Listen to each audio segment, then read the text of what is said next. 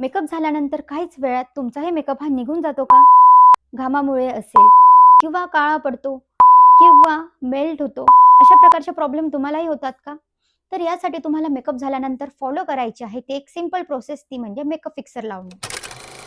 तर जेव्हाही तुम्हाला मेकअप झाल्यानंतर तो जास्त वेळासाठी टिकवून ठेवायचा असेल किंवा घाम येत असेल जास्त, तर अशा वेळेस तुम्हाला लावायचा आहे तो म्हणजे मेकअप फिक्सर. तर मार्केटमध्ये वेगवेगळ्या प्रकारचे मेकअप फिक्सर अवेलेबल आहेत. तुम्ही तुमच्या स्किन टाइपनुसार तुमचा मेकअप फिक्सर निवडू शकतात. या ठिकाणी तुम्हाला मी काही उदाहरण म्हणून मेकअप फिक्सरचे नावं सांगणार आहेत. सगळ्यात पहिला आहे क्रायलॉन मेकअप फिक्सर, लोरियलचा मेकअप फिक्सर, फॉरेव्हर 52चा makeup fixer, PSC makeup fixer. त्याचप्रमाणे मेबलिन, लॅक्मे, नायका जेवढ्याही ब्रँड्स आहेत, प्रत्येकाचे मेकअप फिक्सर हे मार्केटमध्ये अवेलेबल आहेत. तुम्ही तुमच्या स्किन टाइपनुसार, बजेटनुसार तुमचा मेकअप फिक्सर निवडू शकतात.